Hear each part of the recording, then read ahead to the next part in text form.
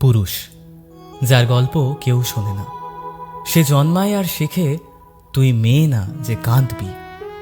তাই ছোটবেলা থেকেই ও শিখে যায় কিভাবে কান্না চেপে রাখতে হয়, কিভাবে ভাঙা মন নিয়ে ঠিকঠাক হেসে যেতে হয়।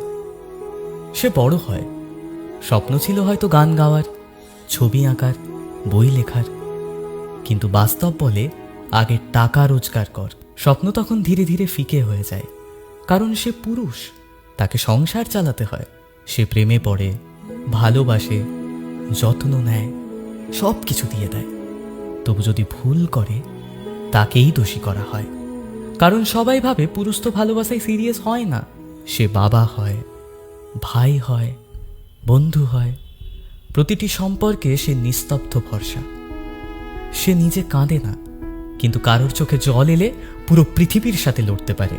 তার কষ্ট, তার হতাশা, এসব যেন কখনো গুরুত্বপূর্ণই নয়, কারণ সে পুরুষ। তাকে শক্ত হতে হবে সবসময়। কেউ জিজ্ঞেস করে না তুই কেমন আছিস, কারণ মানুষ ধরেই নেয় সে তো পুরুষ, তাকে তো ঠিক থাকতেই হবে। কিন্তু রাতের বেলা যখন আলো নিভে যায়, তখন সেই পুরুষ একা বিছানায় শুয়ে ভাবে, আমারও তো ইচ্ছে করে কেউ একটু আমায় জড়িয়ে ধরে জিজ্ঞাসা করুক, তুই কেমন আছিস।